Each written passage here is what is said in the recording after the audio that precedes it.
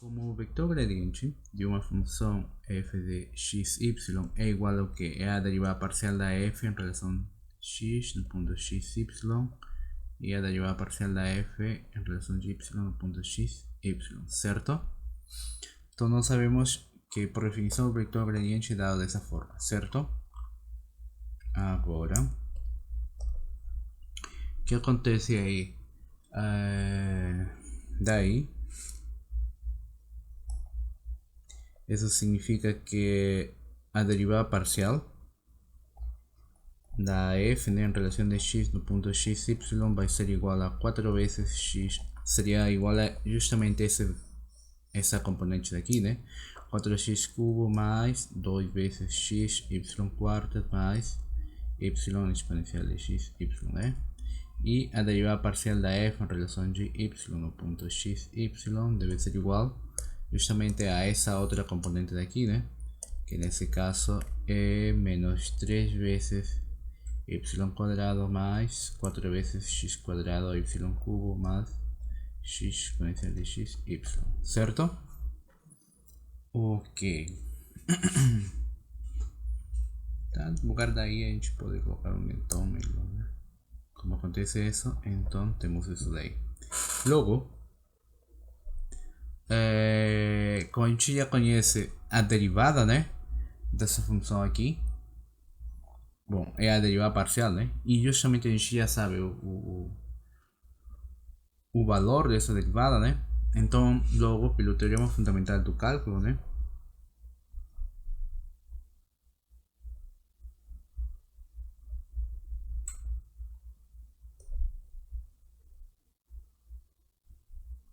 Tá? Que diz o teorema fundamental do cálculo? Que a gente pode integrar a essa derivada, certo? Teríamos que a função f de x, y seria igual ao que? A integral, certo? Da expressão 4 vezes x cubo mais 2 vezes x, y quarta mais y exponencial de x, y, certo? Todo isso daqui em relação de diferencial de x, certo? Agora, se a gente integra isso aqui, daria quanto? Bom, aqui temos uma, duas, três, né? Seriam três integrais, certo?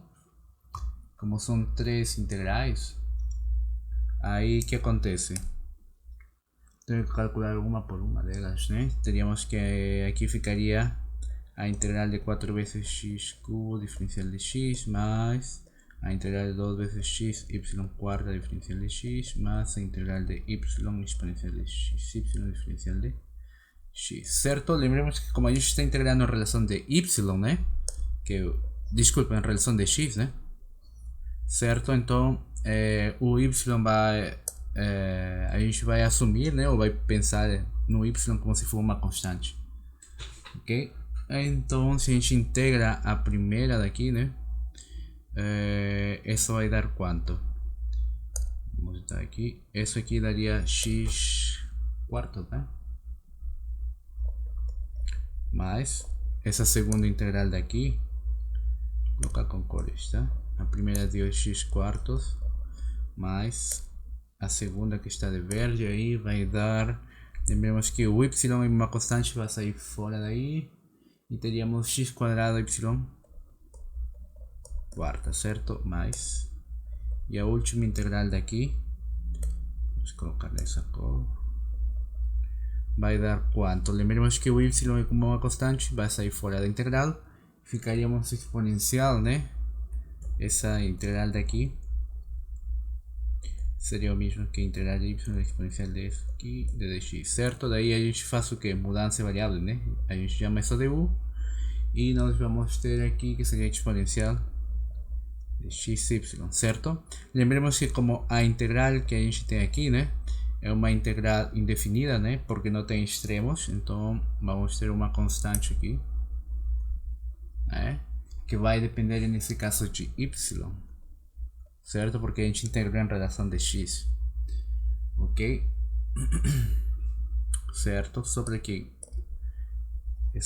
fique claro, tá? Isso aqui é uma função tá? Que é constante em relação do x, mas muda ela, né? Quando a gente analisa os y, faz uma análise dos y. Então isso aqui seria, a gente pode chamar que isso é uma função de variável y, né? Certo? Bom, então daí temos mais ou menos, né, quem que seria a função f, né? Agora, analogamente, a gente pode calcular novamente, nós usando novamente o teorema fundamental do cálculo, a gente pode fazer o mesmo com essa outra função daqui, certo? Nós pegamos primeiro essa e aplicamos o integral, né? Então pelo teorema fundamental do cálculo, aí temos essa igualdade daqui, certo? Daí a gente só integrou. Agora vamos pegar essa segunda função que está aqui, né? E usar de novo, novamente, né, o teorema fundamental do cálculo para integrar ela, tá? Então, se a gente integra essa função, ok, a gente teria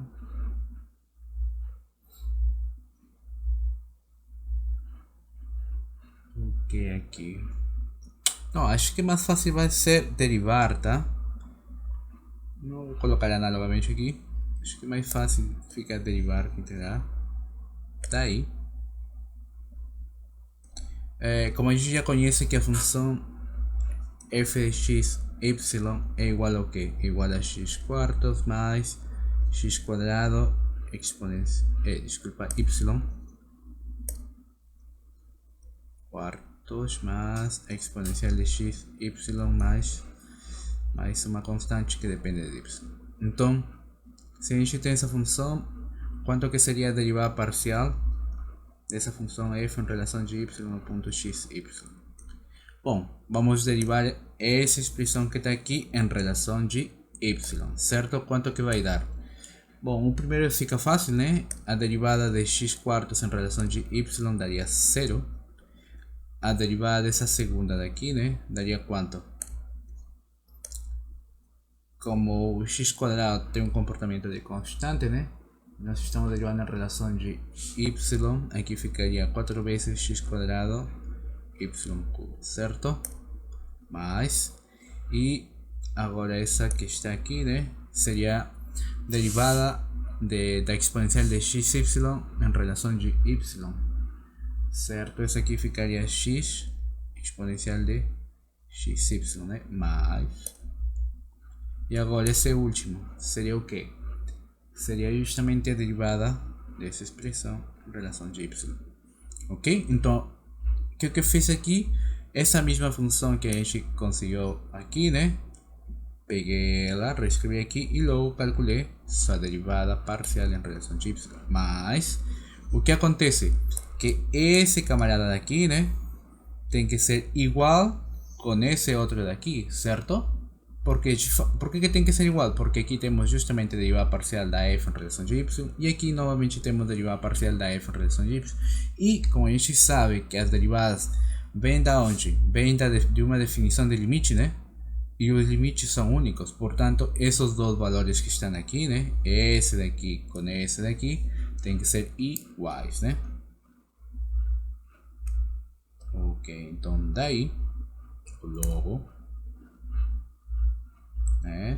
teríamos que 4 vezes x quadrado y cubo más x exponencial de x y más derivada da c en relación, que depende de y, né? Vai ser igual com quem? Toda essa expressão daqui tem que ser igual a esse camarada aqui, certo? Que nesse caso seria menos 3 vezes y quadrado mais 4 vezes x quadrado y cubo mais x exponencial de x y, certo? Daí que acontece? A gente pode ir simplificando algumas coisas, né? Esse cara a gente cancela com esse cara daqui. A exponencial, né? Esse daqui cancela com esse daqui.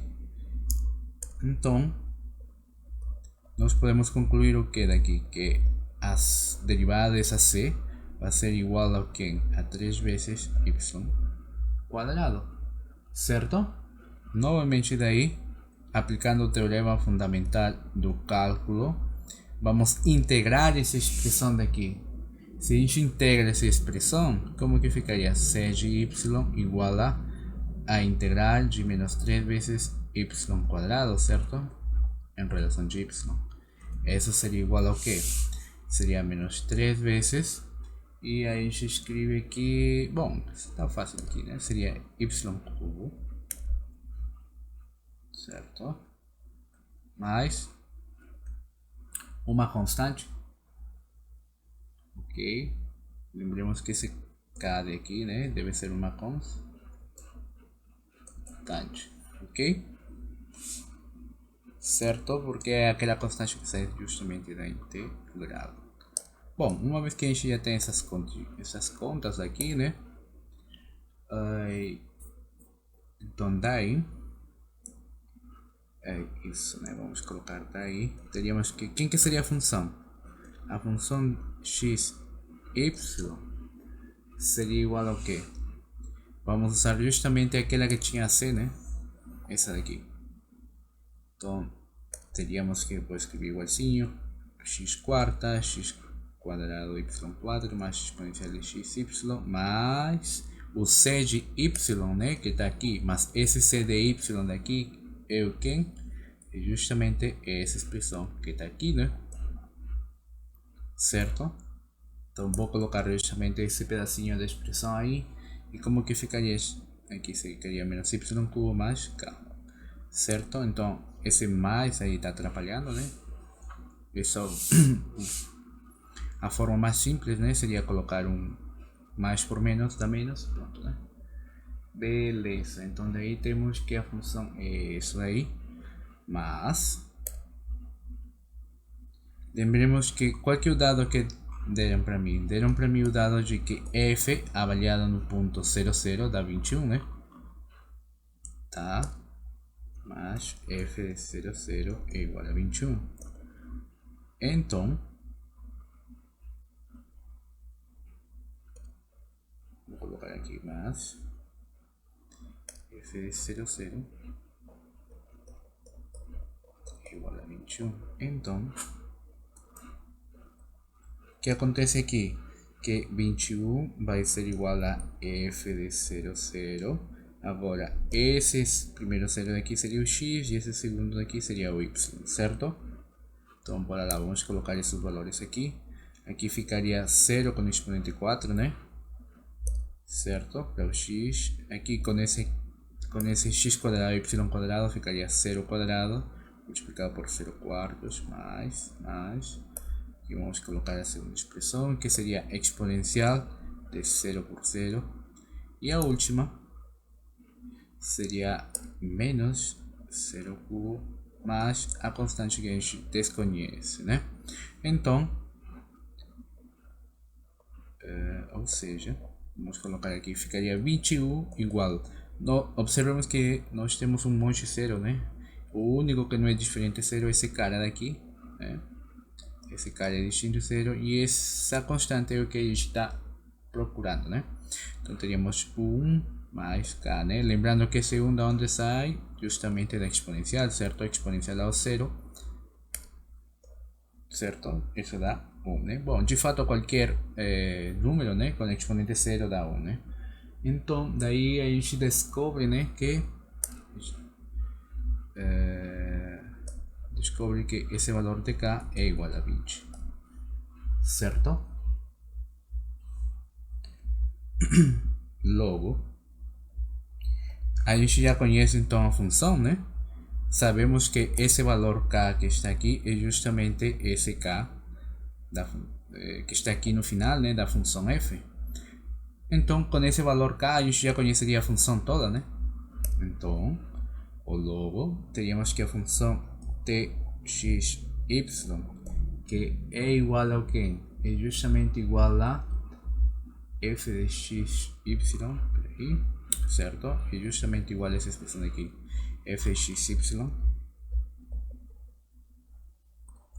certo? Mais exponencial não, mais y cubo menos, quero que é outro termo aqui, exponencial de x.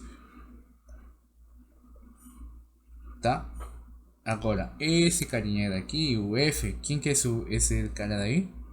É justamente a expressão toda que está aqui, né? Certo? Então vou escrever aqui x, né? 4 mais x quadrado, y4 mais exponencial de x, y menos y cubo mais o valor do k, mas esse k é quanto? É justamente 20. Ok? Agora aqui do lado, né? Vamos escrever os outros fatores que estão faltando, né? Que seriam o y cubo e a exponencial, né? Então a gente escreve mais y cubo menos exponencial de x, y. Ok? Se a gente faz as contas disso aqui, daria quanto? Daria que justamente dá para cancelar algumas coisas aqui, né? Esse exponencial com esse exponencial aí dá para cancelar, certo? Então como que ficaria a expressão? Olha aqui, temos outro, né? Estava esquecendo de cancelar esse cara com esse cara, né? Então teríamos o que? Teríamos que vai ficar aqui x quartas, opa, vai ficar igual a x quarta, certo? Que seria esse cara daqui. Esse outro que é o x quadrado por y quadrado mais 20, certo? Beleza, então a gente já sabe exatamente quem que é a função t, né? Ok, então aqui está pedindo desde o ponto 1, determine uma direção na qual a placa fique mais fria, né? Então, para responder essa pergunta, a gente precisa saber quem que seria a gradiente, né? Certo? Certo, então vamos calcular a gradiente. Daí, vamos calcular o vetor gradiente da função t de x, y, né? Lembrando que o f, que eu dei aqui como dado, né? Esse f daqui, certo? É só uma parte da definição da t, né? Bom, voltando para a parte do exercício, a gente tem... Nós queremos calcular a direção na qual a placa fique mais fria, né? Ou seja, a gente está interessado aqui na norma do gradiente com um sinal negativo, certo? Então, vamos calcular o gradiente.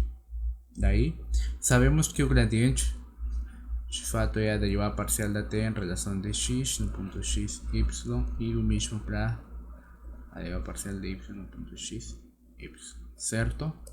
Bom, lembremos que o t, de fato, é essa expressão que está aqui, x quarta, x quadrado, y quarta mais 20, né? Lembremos que o t, x, y, é justamente x quarta mais x quadrado, y quarta mais 20, né? Agora, quem que seria a derivada parcial em relação de x dessa expressão daqui? A derivada parcial seria 4 vezes x cubo mais 2 vezes y, 2 vezes x, y quarta. Ok? E agora vamos calcular a derivada parcial dessa mesma função daqui em relação de y. A primeira foi, isso aqui seria a derivada parcial da t em relação de x, né? E agora nós precisamos aqui a derivada parcial em relação de y. Quem que seria a derivada parcial em relação de y? Isso também não é complicado, não? Seria 4 vezes x quadrado multiplicado por y cubo, né? Ok? Certo. Logo, o que acontece aqui? Vamos ter que... Se esse é o gradiente da t, e aqui está perguntando em qual ponto, né? Que está perguntando desde o ponto 1, né? Determina uma direção na qual a placa fique mais fria, tá? Logo, como está pedindo para avaliar no ponto 1, né? Quanto que seria a gradiente aí? Logo, gradiente no ponto, gradiente da t no ponto 1, seria quanto? Lembremos que nesse caso o x seria esse cara daqui e esse aqui seria o y, né?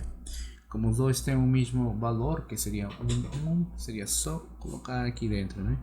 Ficaria 4 por 1 cubo mais 2 vezes, acho que eu vou colocar um pouco mais para baixo, tá? Senão está atrapalhando com a escrita da parte superior. Logo, essa gradiente que está aí, né? Seria igual a essa expressão daí, mas nós precisamos calcular o valor dela no ponto 1, certo? Então teríamos 4 vezes x mais 2 vezes, ok, aqui estaria 4 vezes, ok, fecha aqui. Bom, lembremos que esse cara é o x e esse cara é o y, né? Sendo que são a mesma coisa, aí a gente teria 2 por 1 quarta, vírgula, 4 vezes 1 quadrado, multiplicado por 1 cubo, né? Acho que dá para colocar isso aqui um pouco mais perto, né? 4 vezes, certo, 1 por 1. Certo, né? Então, daí se a gente faz as contas, quanto que daria justamente esse gradiente? No primeiro caso daria um 6, né? A primeira componente, e a segunda componente seria 4. Certo? Não precisa de nada complicado para saber esses valores, não? Ok? E então, qual que seria a direção que deve... qual que seria a direção na qual a placa fica mais fria? Justamente isso aí seria quando a gente considera que a vector direção daí, esse vector direção, né, é justamente o menos gradiente, desculpa, menos norma, né, do é menos o gradiente da função nesse ponto, né? Nesse caso a função é t, né? xy, mas como nós estamos interessados em qual ponto? No ponto 1, né? Então no lugar de colocar aqui xy, a gente colocar 1, certo? Isso aqui como que ficaria? Isso aqui daria 6, 4, né? Certo? Portanto, a direção procurada, né? Direção seria quem? Justamente como a gente está procurando o que? Estamos procurando, ou a gente precisa, né? Uma direção na qual a placa fique mais fria, né? Ou seja, que ele esteja descendo a temperatura, né? Então, portanto, a direção quem que seria? A direção é igual a um B, e lembramos que isso aqui seria menos. Como a gente está procurando o vector B, né? Que seria o gradiente dessa função t. Em qual ponto? No ponto 1, 1. E isso seria igual a quê? Isso seria igual a menos 6, né? Menos 4. Certo? Isso é respeito à primeira parte, né? Ok, vamos colocar aqui uma, para que a gente lembre, né? O que a gente está demonstrando. Aqui vou colocar um B, só para finalizar a conta, né? Como está pedindo aqui, o que está pedindo na segunda parte? Ele está falando, pergunta, né? Qual que é a variação nessa direção? Bom, como está pedindo a variação, né? Nós vamos calcular justamente a derivada direcional, certo? Daí teríamos que a derivada direcional, né? du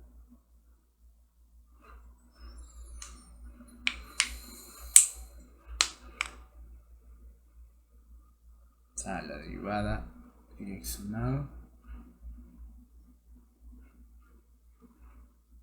y la dirección de v es dada por qué, dada justamente de la derivada do vector v, certo? Da função aqui é t, e isso seria o que aqui? Seria justamente né, se a gente calculasse essa aqui, e agora vemos que de fato, né, essa de teríamos que aqui ficaria o valor absoluto de menos. Tá, e agora o que acontece com essa derivada? Lembremos que como a gente está pedindo aqui na rapidez, né? Então, devido a que ele está pedindo rapidez, a gente coloca esses valores absolutos, tá? E na direção, né? Como ele está pedindo a direção,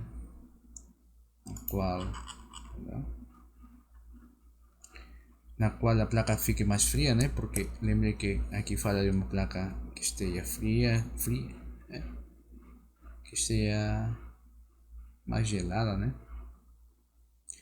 Qual que seria a variação? Então, como está perdendo aqui, né? A gente teria que colocar menos o módulo do gradiente, né?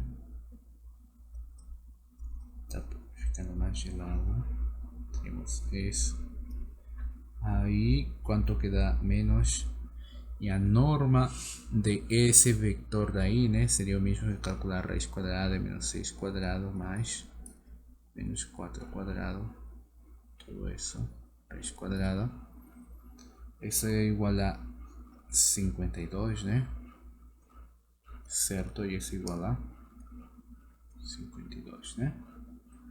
Então, nós vemos que, de fato, a gente já calculou, né, quem que seria esse vector, certo? E qual que seria a variação nessa direção, né? Ok. Bom, se vocês veem, né, basicamente a gente faz o que? Resolver integrar, né? Um par de vezes e logo a gente vê, né, que tem várias coisas para simplificar aqui, certo? E novamente a gente depois usa essa definição, né, do vetor gradiente e a gente consegue chegar na resposta. Bom, vamos ver agora um negocinho que se chama plano tangente reta normal. O que tem a ver isso aí de plano tangente? Acontece que nós já vimos, né, uns exemplos, né, para calcular o plano tangente e a reta normal a uma certa superfície. Só que o que acontece que nós vimos usando derivadas parciais, né, e nem sempre é tão simples.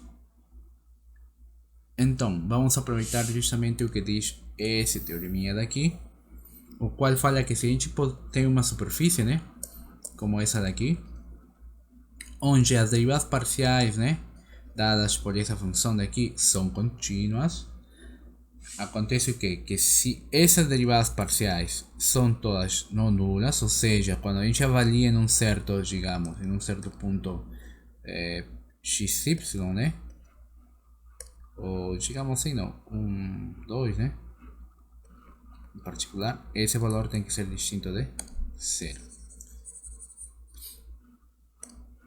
Ok, si temos isso daí. E se, como estava falando, né, se essas derivadas são não nulas nesse ponto daqui, então esse vetor normal daqui, tá, esse vetor daí vai ser normal ao plano tangente e à superfície. Tá, então lembre que o vetor gradiente de fato é normal, né? tanto plano como superfície. Vamos ver um exemplo. Determina as equações do plano tangente e a reta normal dessa superfície no ponto 2, 4, 2, né? Beleza.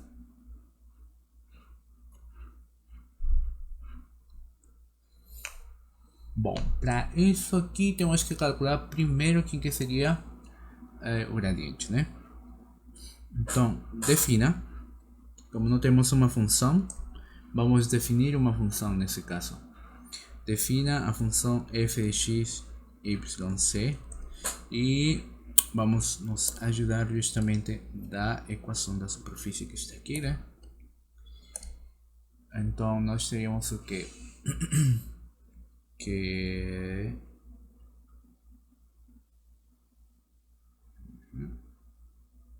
como que a gente poderia escrever a equação? Bom, a gente pode escrever do jeito similar ao da primeira parte dessa disciplina, né?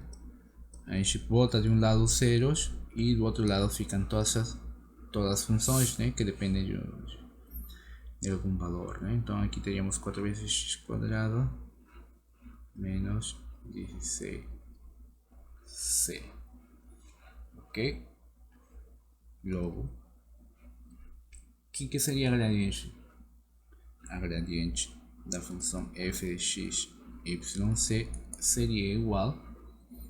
Bom, daí a gente pega essa função e só falta calcular as derivadas parciais, né? Aqui daria a primeira derivada parcial daria 8x, né? A primeira componente, a segunda derivada parcial daria, se a gente pega isso aqui, derivando a produção de y, seria 2 vezes y, e a última, como depende só de um c, que não possui exponente maior que 1, né? Então aqui a gente teria 16, né? Com sinal negativo.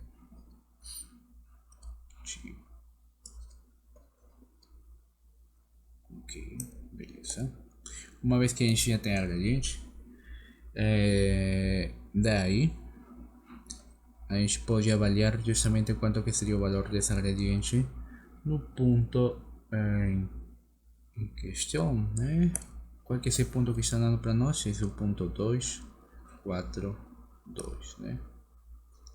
Essa conta aqui seria quanto? Seria 8 vezes o x, mas esse x, né? Que é esse cara aqui, é 2.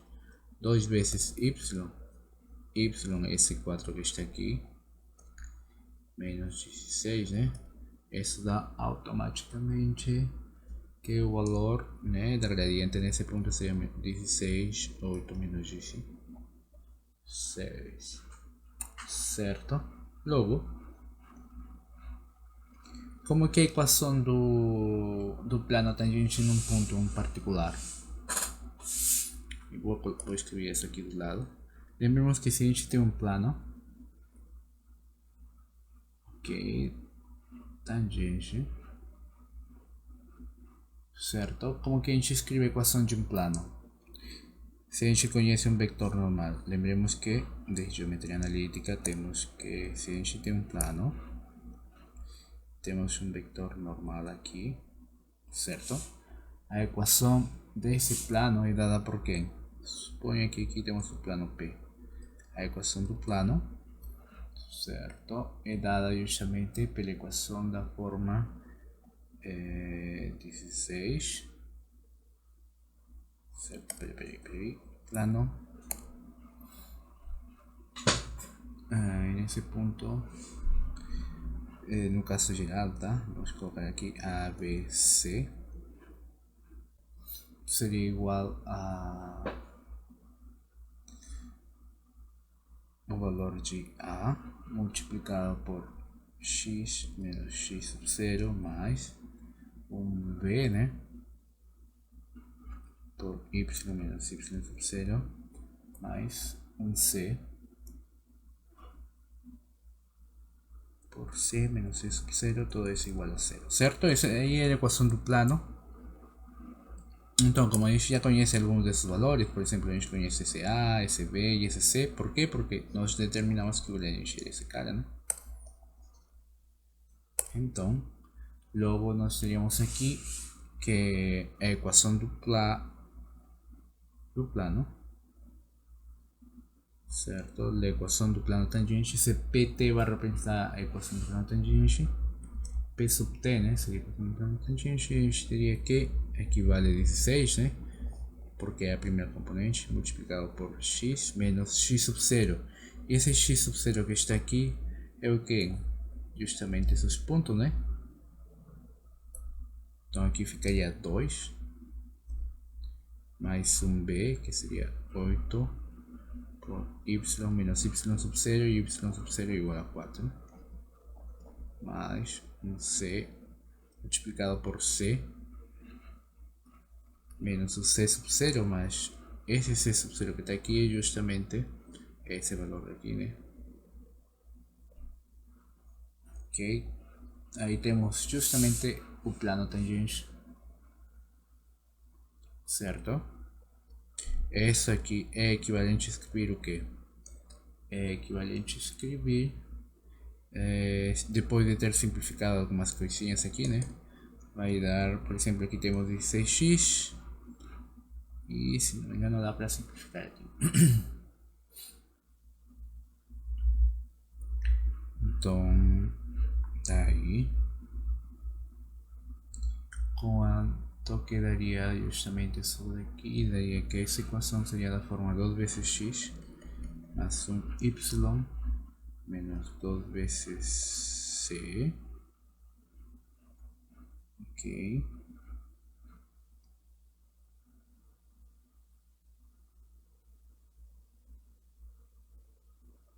Opa. Estava cometendo um pequeno erro aqui, né? Porque nesse ponto vai o c sub 0, né? E aqui era 2. E aqui vai a terceira componente do vetor normal, que era o c, né? Que nesse caso é menos 16, né? Tá, escrevi de cor vermelho aqui os erros que eu tinha cometido. Bom, simplificando. Agora sim, dá para simplificar. 2x mais y menos 2c, certo? E agora aqui ficaria menos 4 igual a 0, certo? E essa seria a equação do plano tangente. Respeito à equação da reta, né, normal, além de, ou por outro lado, lembre que a equação da reta normal, né, em geral, né, uma equação de uma reta, como que está escrita?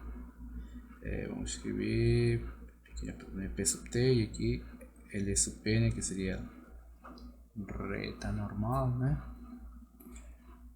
Aqui como que ficaria a expressão?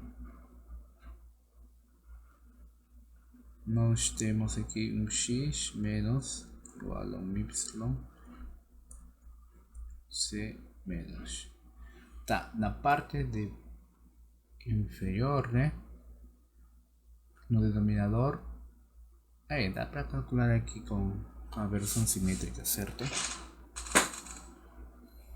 Aqui na parte de baixo, né, iria o vetor direção, né, que nesse caso está dado justamente pelas componentes do vetor gradiente, que nesse caso seria a derivada parcial da f com respeito a x no ponto x sub 0.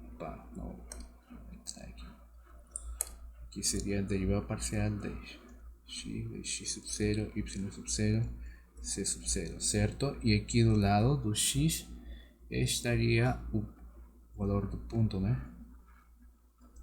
Certo? Aqui só vou escrever y e c, tá? Vocês já sabem que aqui dentro, né, dos parênteses está esse ponto x sub 0 e y sub 0, né? Então essas contas aqui nós já sabemos de geometria analítica, certo? Então, por outro lado, essa reta normal seria justamente o que? X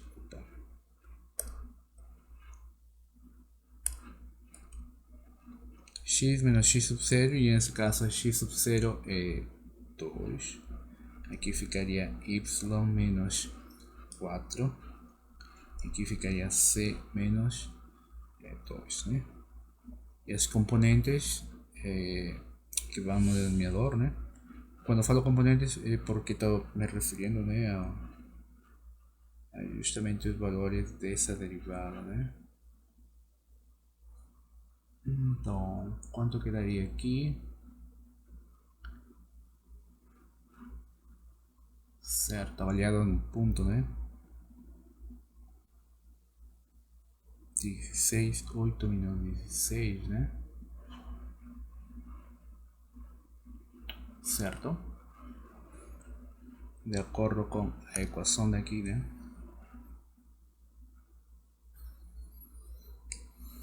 Tá.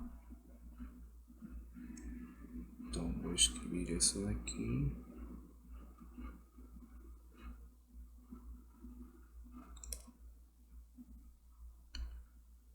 Certo. E esse ponto aqui seria 16, 8 menos 16. Aqui daria para simplificar alguma coisa assim, né? Esse aqui a gente pode escrever como equivalente à reta normal. X menos 2, aqui seria um 2, aqui seria y menos 4, dividido entre 1, aqui ficaria c menos 2 sobre menos 2, né? E esse aqui seria o que a gente chamava de equação simétrica, né? Da reta. Certo? Ok. Bom, aqui a gente relembrou algumas coisinhas, né, que vimos justamente em geometria analítica. Ok. Agora vamos ver outro exercício aqui, onde aplicamos justamente o que a gente conhece, né, sobre o vetor gradiente, né? Lembramos que esse vetor gradiente, como eu já tinha explicado, né, sempre é normal, né, ao plano tangente a uma superfície em um ponto dado. Então agora vamos ver o seguinte exemplo. Se o plano Q é dado pela expressão x menos 2y menos 2c mais 1m igual a 0, e esse plano é tangente com essa superfície aqui, x quadrado mais 4 vezes y quadrado mais 16 vezes c quadrado igual a 144, então determine os valores dessa m que está aqui, né? De tal forma que satisfaz essa tangência, né?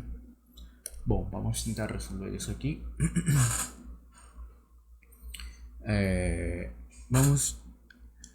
Quando a gente estava na primeira parte da nossa disciplina e a gente tinha uma equação de uma superfície escrita dessa forma, a gente fazia o que para poder analisar ela? Reescrevíamos, né, como se fosse uma função. Então, reescrevendo, né? Então, defina-se.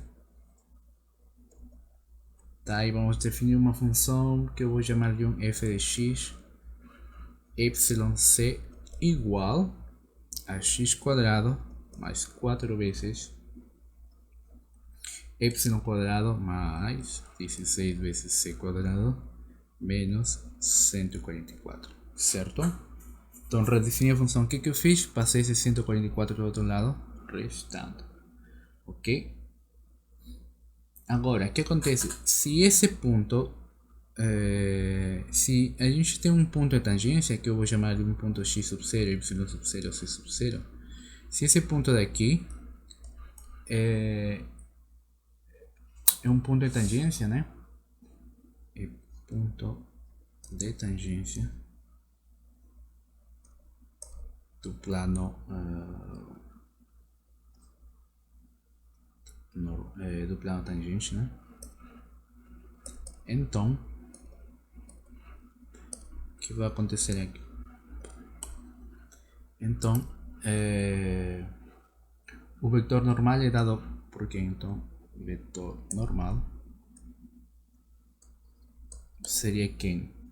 Seria, eu vou colocar aqui uma n, e esse vetor normal estaria justamente dado pela gradiente dessa função no ponto x sub 0, y sub 0, c sub 0.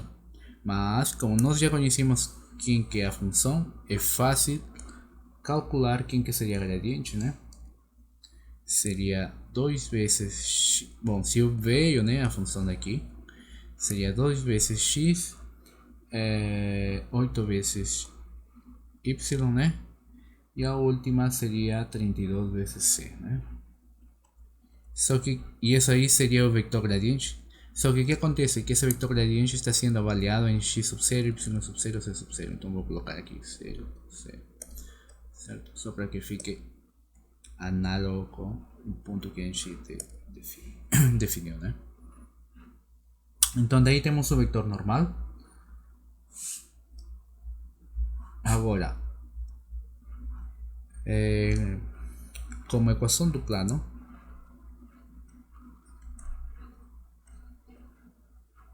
que equação do plano?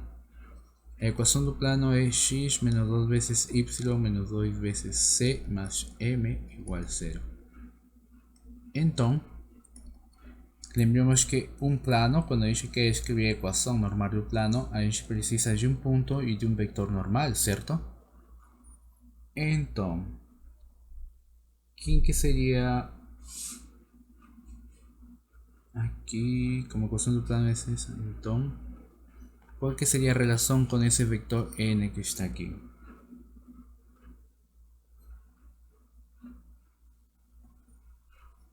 Então, como a gente quer encontrar uma relação com esse vector, né? Então vamos determinar quem que seria o vector normal, né?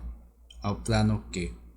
Vamos chamar isso aqui de vetor normal ao plano Q. Vetor normal ao plano Q. Isso aí seria justamente esse n sub Q. Então, quem que seria o vetor normal só olhando a equação? Se a gente olha a equação, né, o vetor normal é o ponto 1 menos 2. Desculpa, é o vetor 1 menos 2 menos 2, né? Certo? Agora, o que acontece? Que esse plano, né, e essa reta, o plano é tangente a essa superfície. Então, observe, nós temos aqui, imagina que a superfície possui essa forma, né? Aqui temos um ponto, aqui temos o plano tangente, certo? Esse plano tangente seria justamente esse aqui. E lembre que aqui teríamos para o que? O vetor normal. E nós acabamos de ver que aqui estaria o vetor normal desse plano. E além disso, né, nós vimos que o vetor gradiente, né, que seria o gradiente da f, né, seria esse cara. Mas lembremos o que? Que o vetor gradiente sempre é ortogonal a qualquer plano tangente, certo? Portanto, se esse vetor gradiente é ortonormal e esse outro cara também é normal ao mesmo que, né, ao mesmo plano que, então nós temos que esses dois vetores aí são paralelos, né? Então,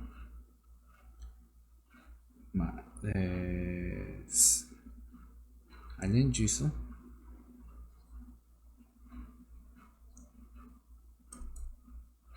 temos,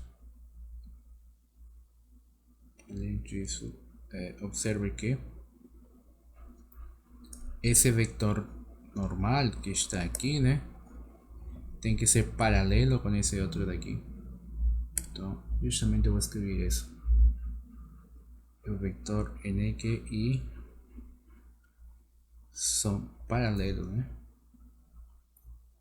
E se eles são paralelos, tá errado aqui, foi mal escrito. Então, se esses dois vetores são paralelos, então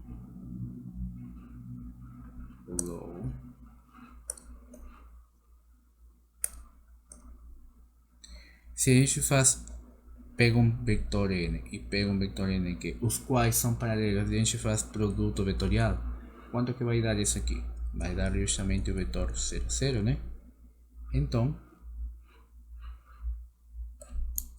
se dá o vetor 0, 0, esse vetor 0, 0 deve ser igual justamente a esse produto, né? Aí a gente pega aqui IJK, certo? O primeiro vetor que seria o n, que seria 2 vezes x sub 0, 8 veces y sub 0, 32 veces c sub 0.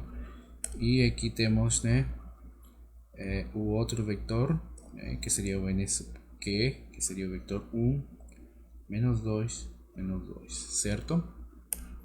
Daí, se a gente resolve isso daqui, daria o quê? O primeiro daria, a ver, menos 16 vezes y sub 0 mais 64 vezes c sub 0.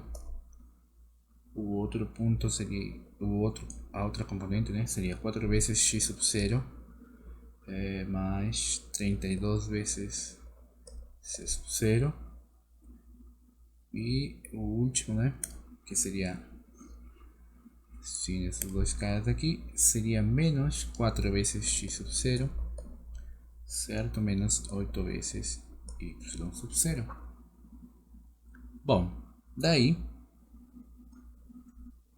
vamos ter o que? Vamos ter que esse camarada aqui, o 0, tem que ser igual a esse 0 daqui, né? Teria que ser igual a esse e assim, né? Bom, se a gente resolve esse sistema de equações, como que vai ficar aqui?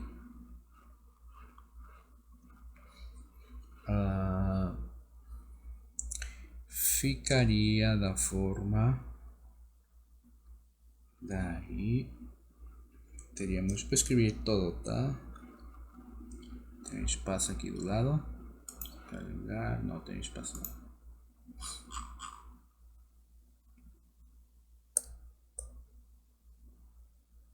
Tá, eu posso escrever daí, mas aqui teríamos que essa conta aqui vai permitir que eu escreva um sistema, né?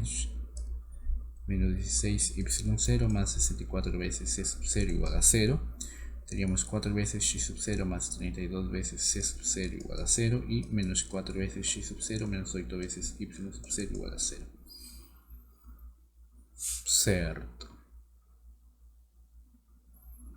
Ok.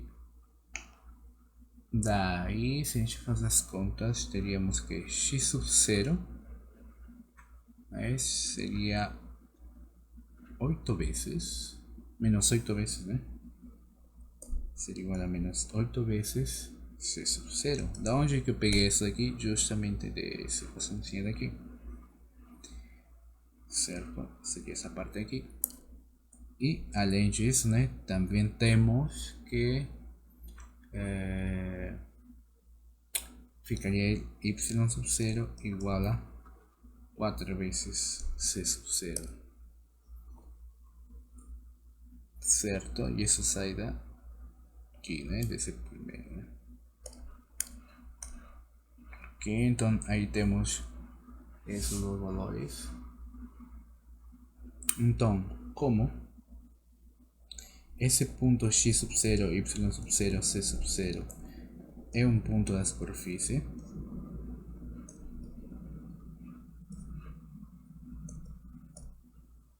certo? Como um ponto da superfície, então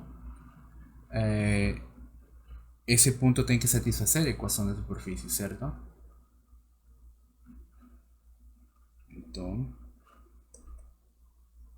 tem que satisfazer a equação. Então tem que satisfazer a equação. Ou seja, se esse ponto daqui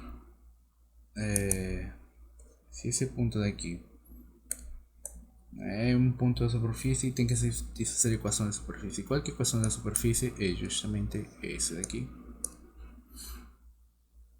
Então, como que ficaria aqui a expressão?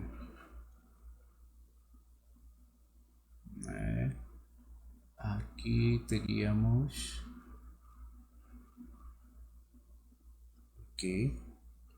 x 0 ao quadrado mais 4 vezes y sub 0 ao quadrado mais 16 vezes c sub 0 ao quadrado igual a 144, certo? Agora, o que acontece? Que esse x quadrado que está aqui, né, é justamente esse valor daqui. E esse y sub 0 daqui, né, é justamente esse daqui, certo? Então, a gente pode colocar os valores ali, né? E a expressão ficaria da forma x sub 0, lembremos que é menos 8 vezes c sub 0. Tá? Com x ao quadrado seria 64 vezes c sub 0 quadrado, mais esse y sub 0 é 4 vezes c quadrado. Se eu reemplazo aí, daria também novamente 64 vezes c sub 0 quadrado. E finalmente o último, né, fica igual a 16 vezes c sub 0 quadrado igual a 144. Então daí é fácil ver que justamente desse lado vamos ter 144 vezes c sub 0 quadrado igual a 144, o qual implica que esse valor de c sub 0 vai ser igual a mais menos 1. Mais menos 1. Logo, os pontos de tangência, né, são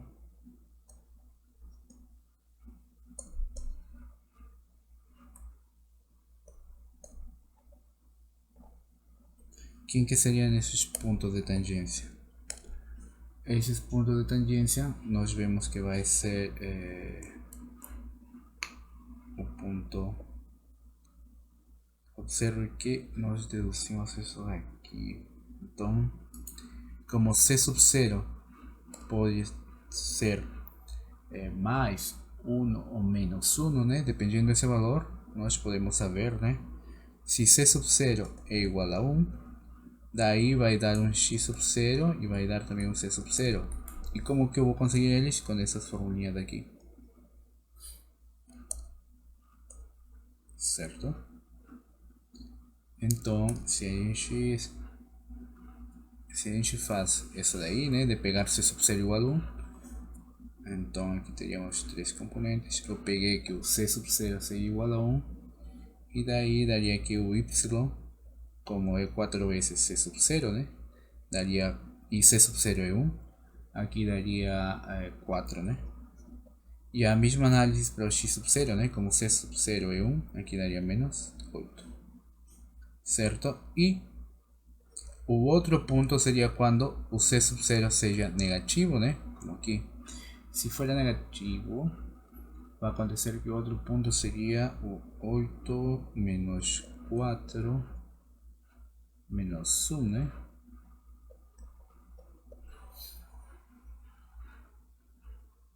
Ok. Então, mas esses pontos que acontecem são pontos do plano, né? Os quais são pontos do plano. Os quais são pontos do plano. E se são pontos do plano, ele tem que satisfazer justamente a equação do plano. E que diz a equação do plano? Que é dessa forma, né? Certo? Então aí a gente pega o que? Pega esse ponto daqui e reemplaça aqui, né? Se a gente reemplaça esse primeiro ponto, vai dar um valor para o m, e depois novamente a gente pega 8 igual x igual a 8, y menos 4 e c menos 4, e reemplaça todos esses valores dentro dessa equação e vai dar outra m, né? Então a gente pode escrever aqui tá, daí, ou portanto, se eu reemplaço esses valores daqui dentro, para isso, não?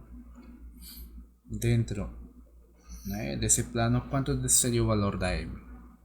O x é menos 8, o y vale 4 e o c vale 1. Reemplazo lá em cima, né? E o valor associado com esses pontos seria 18, né? E se a gente faz o mesmo com esses pontos aqui, né? X 8, y menos 4 y c menos 1, y a gente reemplaza la a aqui. O valor do m seria igual a menos 18, certo? Então daí temos justamente os valores que está pedindo para calcular. Não? Bom, acho que até aí os truques mais difíceis, né? São as contas mesmos. Bom, os conteúdos que são que tem a ver um pouco com geometria analítica, né? Bom, e agora vamos ver agora um pouco de máximos e mínimos, tá? Máximos e mínimos é mais ou menos o que a gente já viu na parte de cálculo 1, certo? E de fato as definições são muito similares. Uma função f possui, né, um máximo absoluto, como está definido aqui, em um ponto p sub 0 que pertence ao domínio, se f de p é menor ou igual que f de p sub 0 para todo ponto. Esse aqui a gente lê para todo, né?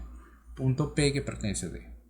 Se esse ponto p sub 0, né, é um máximo absoluto, então a f avaliada nesse ponto,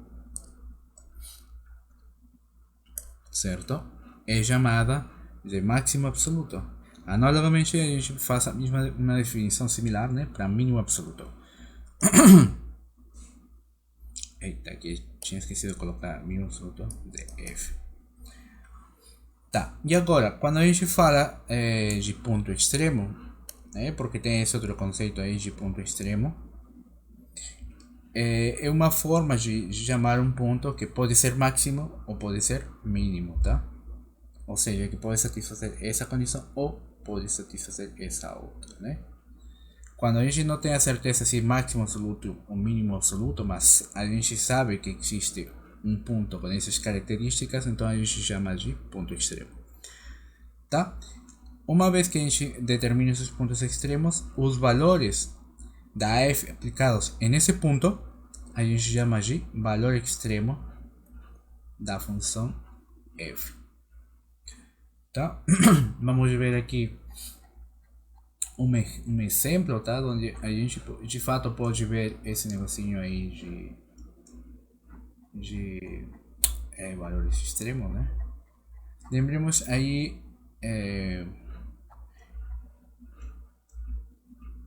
uma função definida sobre R2, tá? A qual é dada por a expressão x quadrado mais 1 menos y ao quadrado. Tá, vamos botar aqui um y primeiro para que fique mais tranquilo na hora da gráfica, tá? Senão vai virar, né? Vai ficar virado. Então vamos ver como que seria a gráfica aqui. Teríamos um plano tangente aqui, plano tangente não, eixos, tá? Eixo x, y, c. Ok? Agora, se a gente grafica isso daqui, né? Isso tá aparecendo uma parábola, né? Toda essa função daí, né? Tá aparecendo de fato uma parábola. Se a gente está se a gente estivesse no plano, né? Sim, o f daqui, de fato essa seria uma parábola, né? E dá para comprovar, se a gente faz aquela análise que a gente estudou na primeira parte da disciplina, de fato dá para comprovar que isso dá o seguinte paraboloide, né? E aqui, justo nesse ponto daqui, está o ponto que é igual a 0, 1, 0, né? Então, de fato, quando ela fala possui um mínimo relativo, ela está só contando os primeiros pontinhos aqui, né? Mas observe, essa função que é um paraboloide, né? Possui um ponto, possui um mínimo absoluto, mas a gente não pode falar nada sobre o máximo absoluto, né? Porque acontece que essa parábola continua sendo definida mais para cima até um fim. Tá? Mas mesmo que não possui, né, um máximo absoluto, porque a gente não pode colocar um ponto aqui de tal forma que todos os outros pontos sejam menores que esse, né? Porque o paraboloide continua, né, crescendo. Então, no máximo, a gente pode falar aqui de mínimo absoluto, tá? E esse é dado justamente no ponto 0. Certo? Isso aqui é mais um exemplo para ter uma ideia, né, de que seria um mínimo absoluto, um máximo absoluto, né? Nesse caso, esse ponto daqui seria um mínimo absoluto.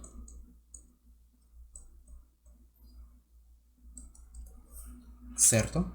Se a gente vira, né, o paraboloide, certo? Se a gente faz desse jeito, né? Muda um pouco as variáveis de tal forma que o paraboloide fique côncavo para baixo, né? Então aqui, né, no lugar agora de ter um mínimo absoluto, a gente teria um máximo absoluto, certo?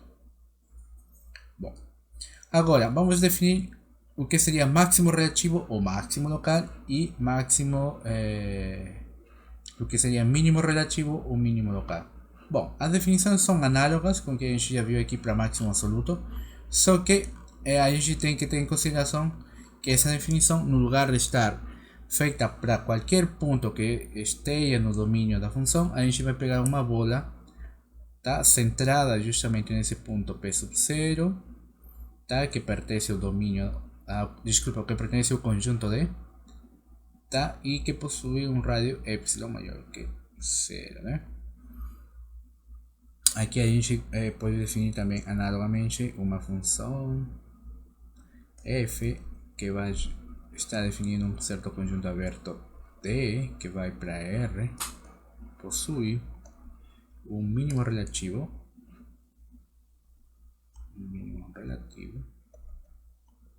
e um máximo local, desculpa, ou mínimo local,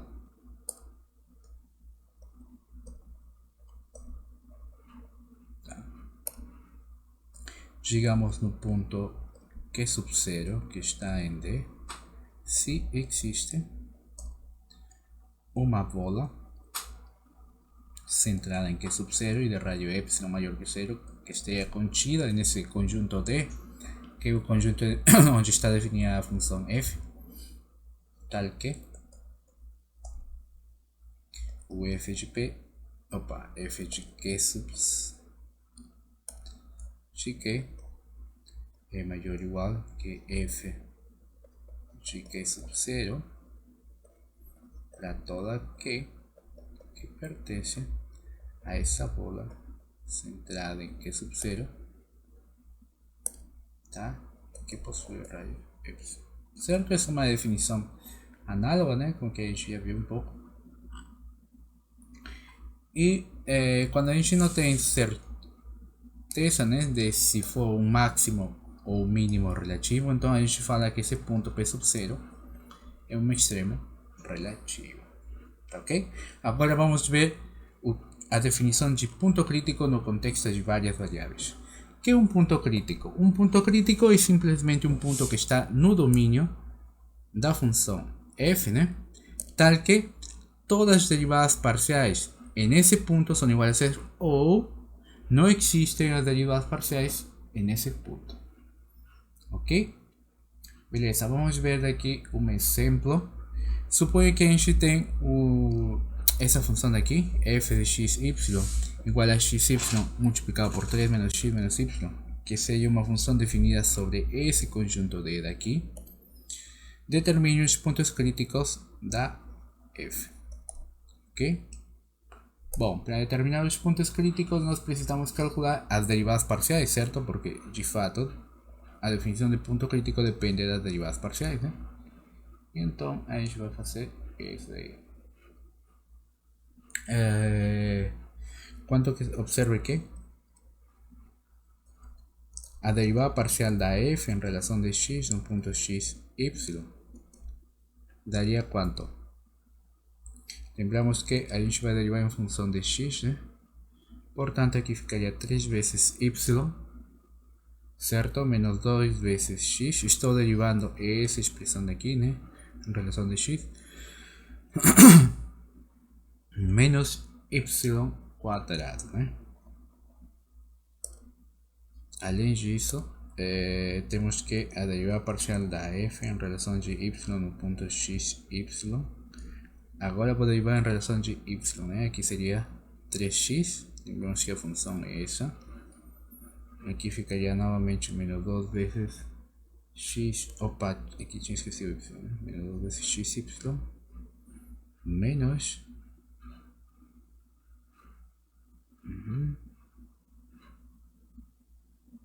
não, estou errado aqui. A derivada de esta expressão, né, que seria menos x quadrado, né, e aqui ficaria menos 2 vezes x y, certo, né? Agora, observe que temos justamente esse sistema de equações, né? Como a gente pretende achar nos pontos críticos, nós vamos supor que esse valor seja igual a zero. Então, aí vamos ter justamente um sistema de equações aqui, né? Então, quem que seria o sistema de os pontos que satisfazem essa equação daí?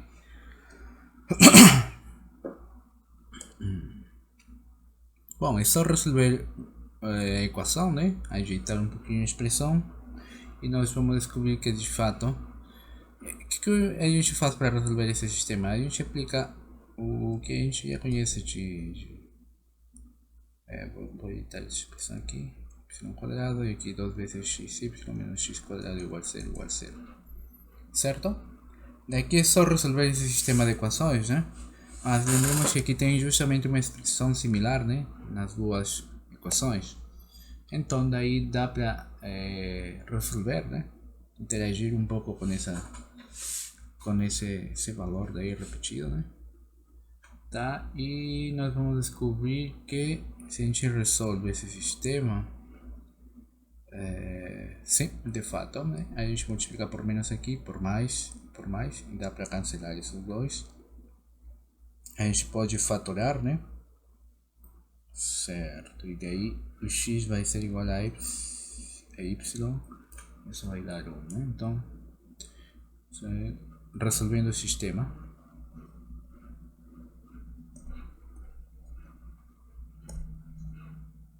temos que o ponto né, que seria o 1 satisfaz o sistema, né?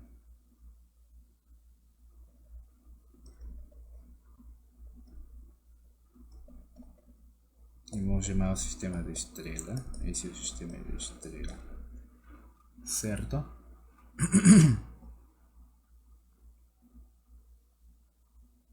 Ok, então aí já temos justamente esse ponto que vai ser o ponto crítico, né?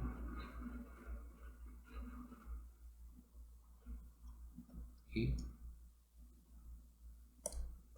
portanto é o ponto crítico. Portanto, o 1 tá, é um ponto crítico.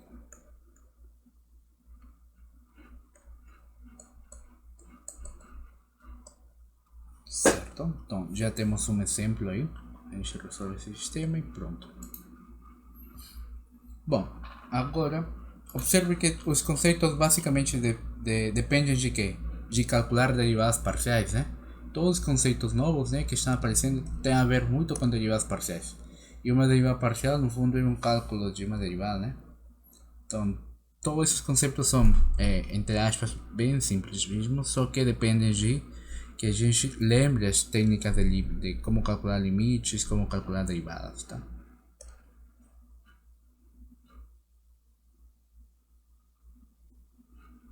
Agora vamos definir o que seria uma matriz hessiana, tá? Uma matriz hessiana é unicamente o que? É a agrupação de todas as derivadas possíveis que possuem uma função, tá? Das segundas derivadas, desculpa, que possuem uma função, tá? Então, qual hipótese a gente vai pedir? Que essa função f que está aqui, né, esteja definida sobre esse conjunto aberto D. E além disso, vamos pedir que esses dois tipos de derivadas, ou seja, as primeiras derivadas e as segundas derivadas, para todo e j que vão junto até ele, tem que existir. E definimos a matriz hessiana, né, de uma função f em um ponto P que está no conjunto aberto D como essa matriz daqui, tá? E esse aqui é o sinal de hessiano. Bom, certo? Então agora vamos calcular, usando essa formulinha aí, vamos calcular como que seria a matriz hessiana, né? Da função x cubo mais y cubo menos 9 vezes xy mais 4. Beleza. Observe que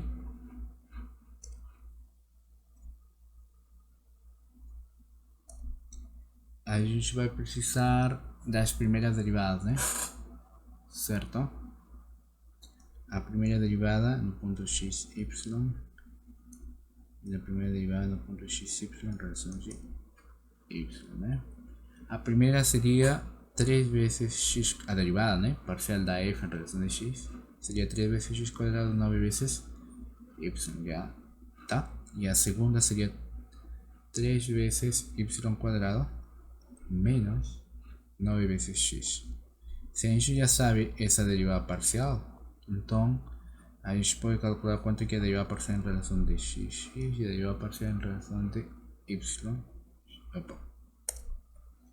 De yx no ponto x, y no ponto x, y. Certo? Quanto que seria aqui? Daria 6x aqui e nessa outra daria menos 9. Certo? Análogamente a gente pode calcular quanto que é derivada no ponto xy, tá?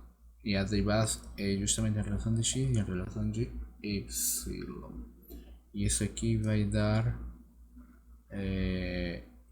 bom, essa é a derivada aqui, tá? Deixa eu colocar tudo uma única. Tá, essa derivada aí seria menos 9, tá? Para aproveitar os valores, tá? E a segunda derivada aqui de y em relação de y no ponto x, y seria igual ao que? Seria igual a 6 vezes y, né? Tá, logo, uma vez que a gente já fez a parte que pode atrapalhar, né? Se a gente tem um monte de dados, às vezes pode atrapalhar um pouco. Então, aqui temos que a matriz hessiana seria como? Lembremos que por definição, e vou colocar aqui, a definição de matriz hessiana, né? Justamente essa aqui. E sabemos que isso aqui, se a gente escreve, né? Com a nossa notação, né? fxy, x, e aqui f de y.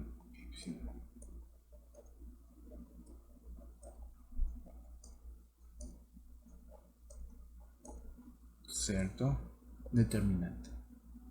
Bom, se a gente escreve os valores aqui, né? Daria quanto? Daria 6x, certo? Aqui daria menos 9, 9, ok? Opa, menos 9 aqui também. Lembremos que aqui está preservando simetria e aqui seria 6 vezes y. Ok, então daí a gente... opa, esqueci de colocar assim aí da matriz. Então, novamente, o conceito de matriz hessiana depende de quê? Do cálculo de derivadas parciais.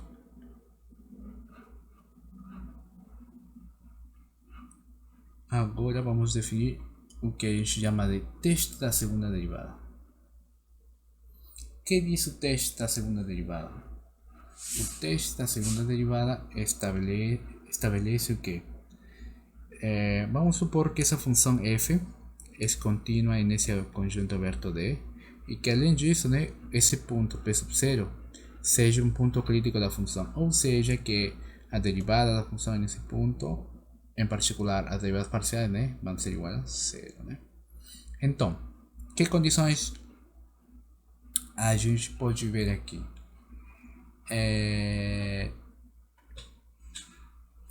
vamos a tentar establecer a seguinte razão. Se a matriz hessiana é definida positiva e então esse ponto vai ser um valor mínimo relativo, tá? E se a matriz hessiana é definida negativa, então f de p sub 0 é um valor máximo relativo, tá? Só antes de vou parar aqui só uns minutinhos, né? Tá? Essa parte de definir positiva, vocês viram na parte de álgebra linear?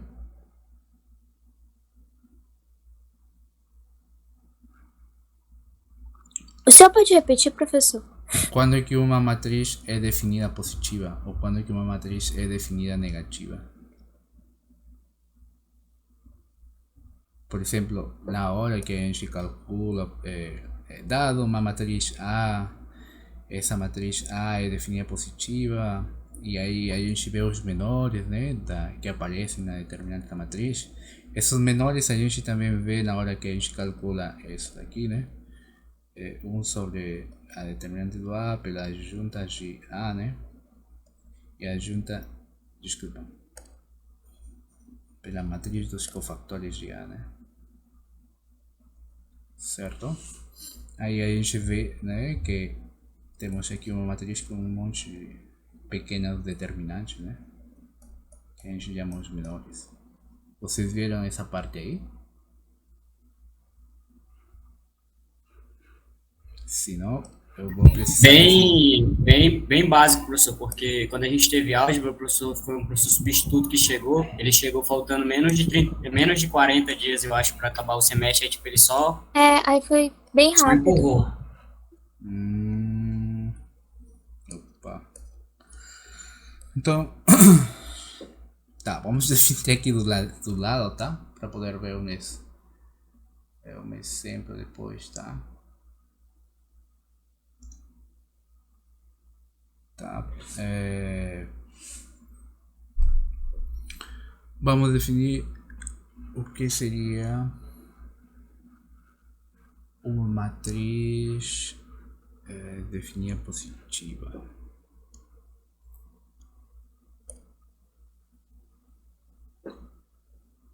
Tá.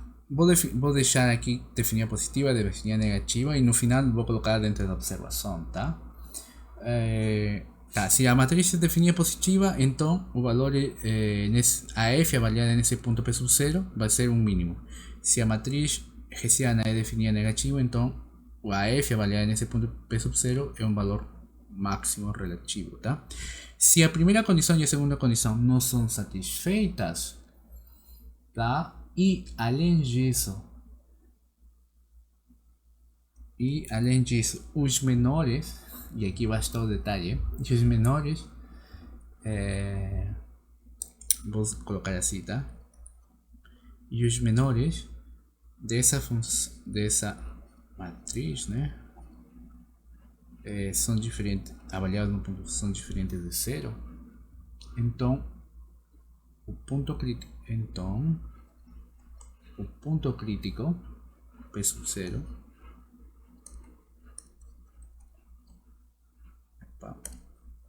ponto crítico P sub 0 tá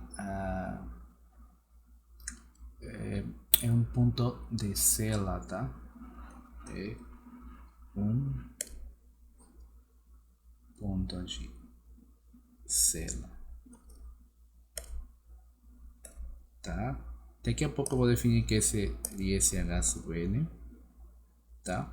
E se a primeira condição e a segunda condição não são satisfeitas e acontece que esses menores, tá, são iguais a zero, então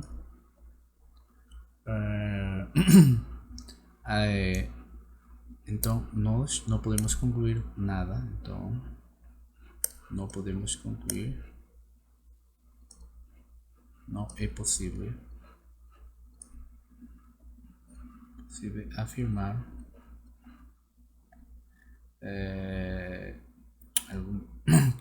não é possível afirmar alguma coisa referente ao ponto P sub 0.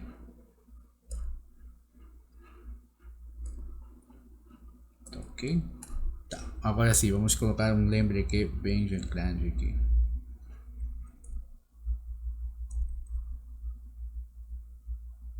Tá? Para poder definir exatamente quem que são esses H's, tá?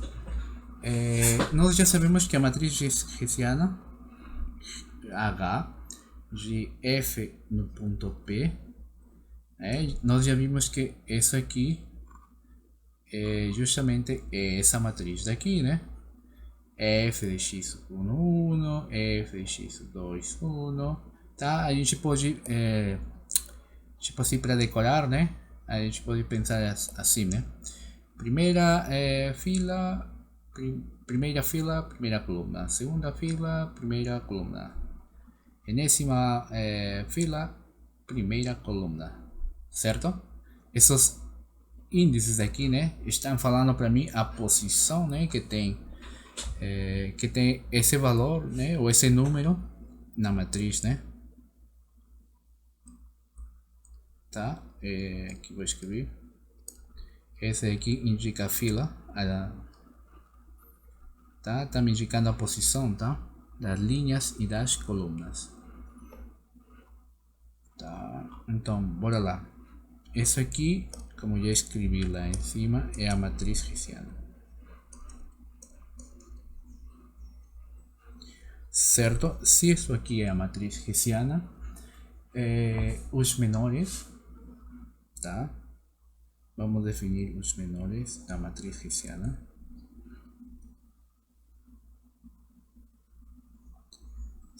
E quem que seriam esses menores? H sub 1 de F de P seria o determinante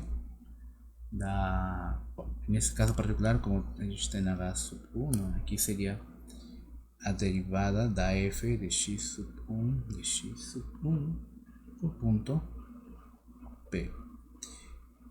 Aqui a gente vai colocar H sub 2 de F de P, seria o que?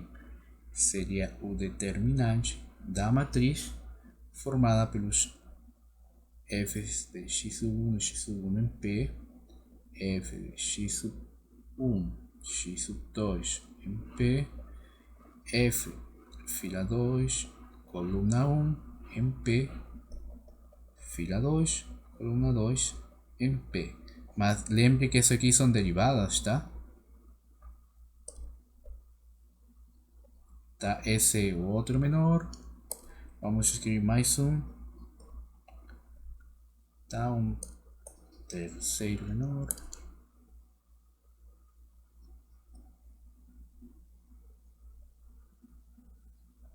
Tá, seria o determinante. Aqui vou ter que escrever 3, né? Tá, 3 linhas e 3 colunas. Então aqui seria determinante de F, primeira linha, primeira coluna no ponto P, F de primeira linha, segunda coluna, ponto P, primeira linha, terceira coluna no ponto P. Aqui seria F da segunda linha, primeira coluna no ponto P, F de segunda linha, segunda coluna no ponto P, F de segunda linha, terceira coluna no ponto P e finalmente F de terceira linha, primeira coluna no ponto P, F de terceira linha, segunda coluna no ponto P, F de terceira linha. Aqui seria feio, né? O 3 ponto P. Tá, esse aqui é o outro menor, certo? E assim a gente pode definir até H sub n da F de P como o determinante. E olha aqui a diferença. Aqui estou colocando H sub 1, H sub 2, H sub 3, H sub n. Todos eles têm a ver, a exceção do primeiro, né, com um determinante. Aqui a gente escreveu o determinante de justamente a matriz hessiana nesse ponto. Tá?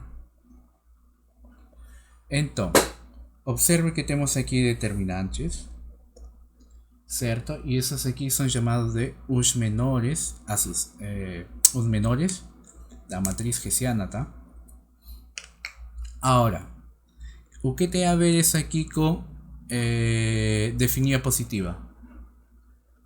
Tá? Então, vou escrever tudo isso aqui do lado. Então, eu vou falar que H de f de p é definida positiva se acontece que todos os menores são positivos, tá? H sub 1, ou seja, o primeiro, tá?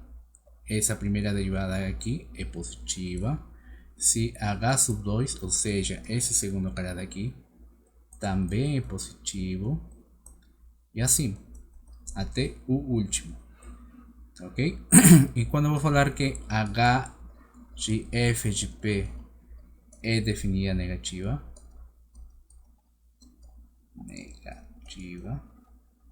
se esses sinais daqui, tá, começam a mudar, tá? Em que sentido a mudar? Por exemplo, o primeiro é positivo, tá? O segundo não, desculpa aqui, esqueci esse aqui, tinha que ser o primeiro. O primeiro é negativo, o segundo é positivo, o terceiro, né, é negativo, o quarto, certo, é positivo, e assim, tá? Ou seja, o primeiro é negativo, o segundo é positivo, o terceiro é negativo, o quarto é positivo, e assim até o final, tá? Ou seja, todos aqueles que têm aqui, né, um número ímpar são negativos, e todos aqueles que têm um número par, né, são positivos, tá? Isso que a gente chama de definir a negativa, tá? E definir a positiva é quando todos eles são estritamente positivos, tá ok? Beleza. Então, bora lá, vamos ver um exemplo.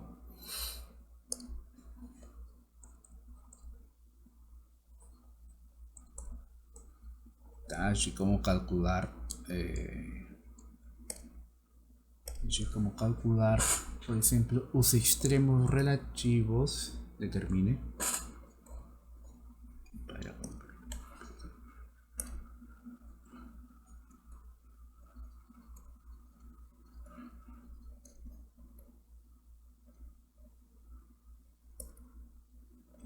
os extremos relativos da função. Vamos colocar aqui uma simples, tá?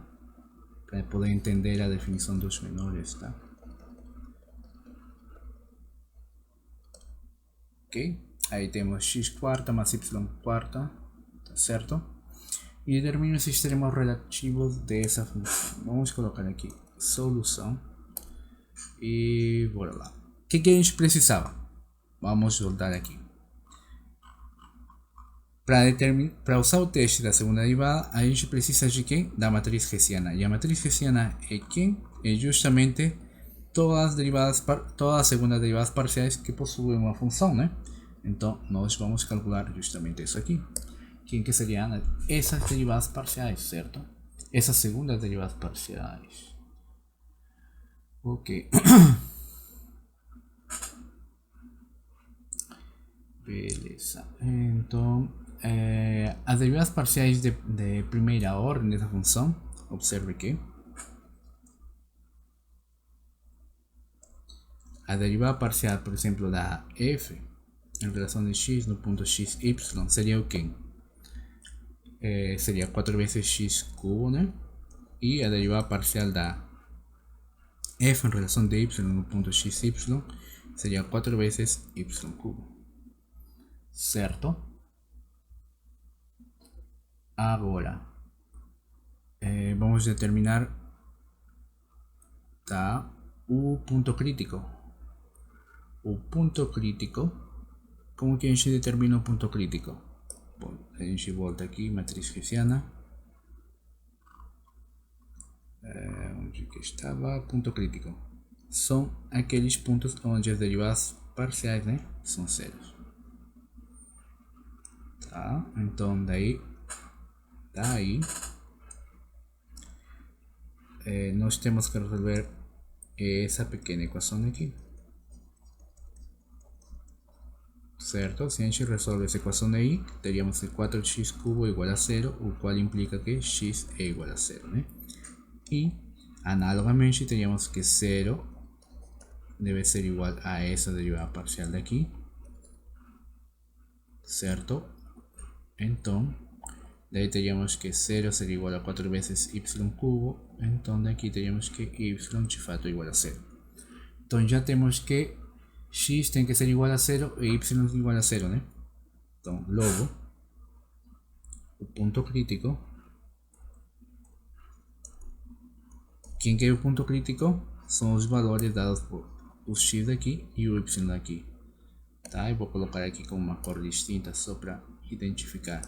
Esse 0 está aqui e esse outro 0 é do y, tá? Ok? Então, daí uma vez que a gente já tem o ponto crítico, tá? Nós podemos já determinar, né, a matriz hessiana e começar a avaliar nesse ponto, né? Tá? Então, agora vamos ter o que? Que a matriz hessiana da função f no ponto x, y, né? Seria o que? Seria justamente como temos só duas funções, né? E por que temos duas funções? Porque temos unicamente duas variáveis.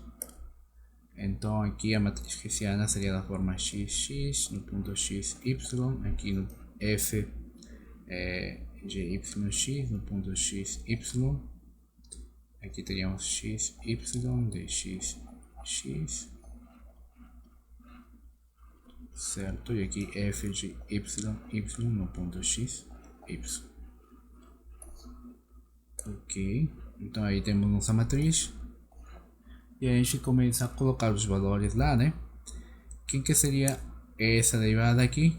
É só pegar esse cara daqui, né? E derivar uma segunda vez, e isso aqui vai dar 12 vezes x quadrado, certo? Se a gente quer saber esse valor daqui, nós pegamos essa função e derivamos em relação de x, né? Lembre que aqui já está derivado em relação de y, e isso aqui vai dar 0, né?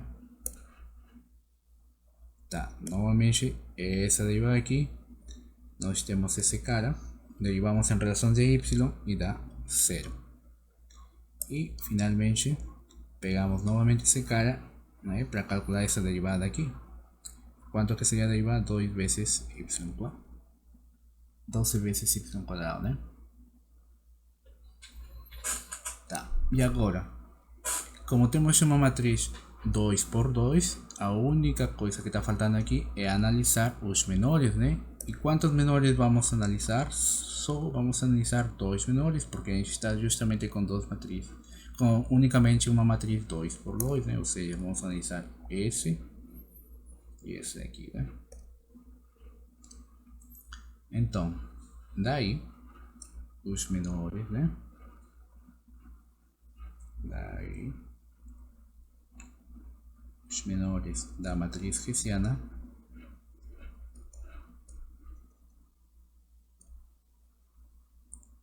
são, né? E aqui vamos escrever, né? H1 de F. Agora, quem que é o candidato para ser o ponto onde a gente tem que analisar se é um valor mínimo ou um valor máximo relativo? É justamente esse ponto crítico, né? E quem que era o ponto? Era esse camarada aqui, né? O 0, 0. Então, eu vou avaliar nesse ponto, certo? E de fato, lembremos quem que era o primeiro menor, primeiro menor era justamente esse cara daqui, né? Certo? A derivada parcial em relação da primeira variável, né?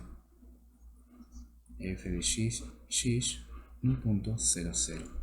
Mas f de x no ponto 0, 0 é igual a 12 vezes x quadrado, mas o x é quanto aqui? É 0, né? Então, essa conta aqui dá 0.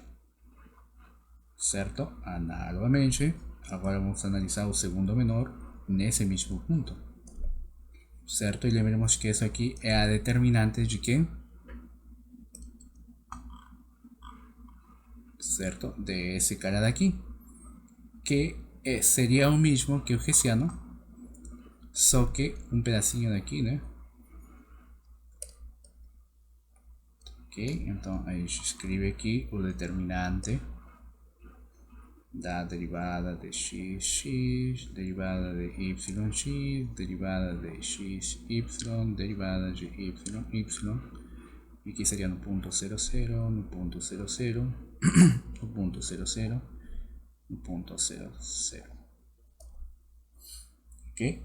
Então aqui a gente calcula a determinante, escrevemos a matriz, novamente aqui dá o x, né? Que está aqui, né? Seria 0 ao quadrado. Aqui já é 0.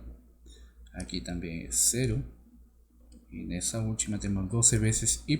Quanto que o valor de y aqui? Também é 0. Vou parar para colocar outra cor. Aqui está y, 0 ao quadrado. Então vemos que o determinante seria o mesmo que calculou o determinante 0, 0, e isso dá 0. Então, observe que nós acabamos de cair em qual caso aqui? Vemos que o primeiro hessiano, né, dá 0.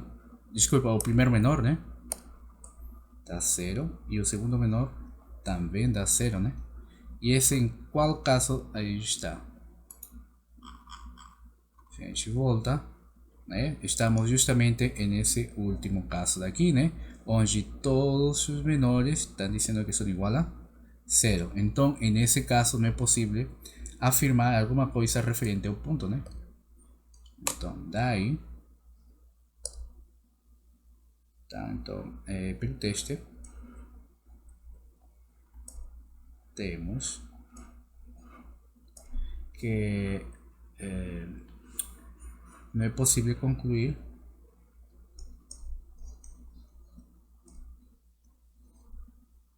afirmar alguma coisa sobre o ponto 0, 0, tá?